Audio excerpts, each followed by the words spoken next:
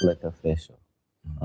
That just applies to me, and just means I try to stick as close to the center as I possibly can so that I can make the observations of the left and the right efficiently. Um,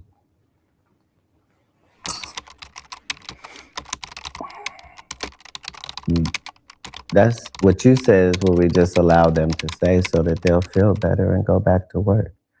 Um, there's nobody's contract that precludes them from telling the truth. Most of them are liars and bums, and that's why they behave as they do. I just make it clear that I'm free to, you know,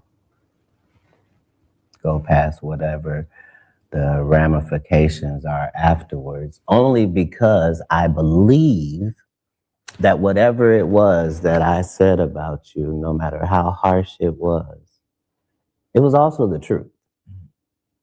Right. So you can spend. Never understood why everybody had so much smoke for that brother for that. And I'm gonna take you back in a time machine to when this clip was just a prelude. This wasn't even in existence yet. But this is a country where we don't pay the teachers, and then we say the kids is the most important thing. You can't have both of them. If you do that, we're going to end up with a generation that can't read. Guess what? Generation Z and A can't read. Why? Because who was giving them a book? We got an iPad or a phone, and now the letters don't mean that. There's no cursive writing. Right. Sorry about that. So yeah, this is what period of time it's in. It's the period where the victims get to say, they've been hurting me for a long time. And I just ain't said nothing because I was trying to be strong and I didn't want to shame anybody. We should be shamed. Go all the way back to last year and then think about everything that's happening now with the Epstein files, with your favorite rappers, your favorite singers, artists, producers, and judges. Names are dropping like that. And they're still trying to call him a crackhead, call him crazy. He got beat up by a kid. He's broke. He's miserable. He's not funny. He doing all of this other shit because he just trying to stay relevant. You can say whatever you want about that brother, but when it comes to someone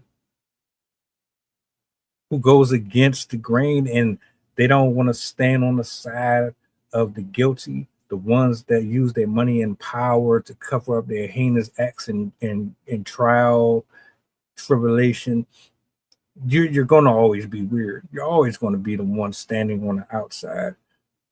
I got another one that I want to play real quick.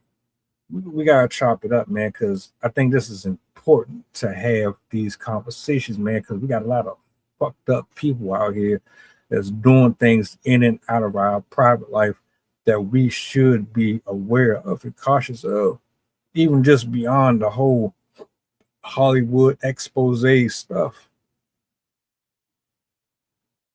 They would have these parties in the Hollywood Hills, you know, and then they would have a parking lot where they would shuttle people up. So everybody would meet in this parking lot and they would send shuttles down to, you know, Diddy's parties. And so I wasn't ever invited to the parties, but I was invited to the parking lot because I knew the people that ran the shuttle service. You knew them too, as it turned out. But yeah, I would go to the parking lot and I would watch them all go up there. And, you know, they would be thinking I'm coming later.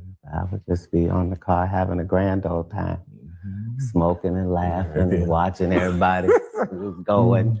And yeah, so you can't tell me what goes on because 5 hours later, I'm still in the parking lot when they come down. And, you know, just to see all them big time Hollywood men that I just watched go up there, they all come down off the shuttle and looking sad in the eyes, and all of them wearing Sean John and looking oily, and they all walk crazy like this, and their shoelaces were always untied. I don't know why. Their shoelaces were always untied. And then they would get in their car and they would drive off standing up, big boy, with their head out. As funny as that should be, laugh at it all you want, but that money, that house, that car, to never be in debt, to always financially be free, not worry about eviction, not to worry about being amongst the criminals and the adulterers and the people that you think are beneath you, to have that type of power and control, it's gotta be exhausting. It has to be exhilarating. It has to be what's the word I'm looking for, man? Intoxicating. That's the one I'm looking for. Imagine all you gotta do is sell your butthole, your dignity, your manhood, your womanhood, throw people under the bus that you don't really like that. Or maybe you just don't love them enough and your principles don't mean nothing to you.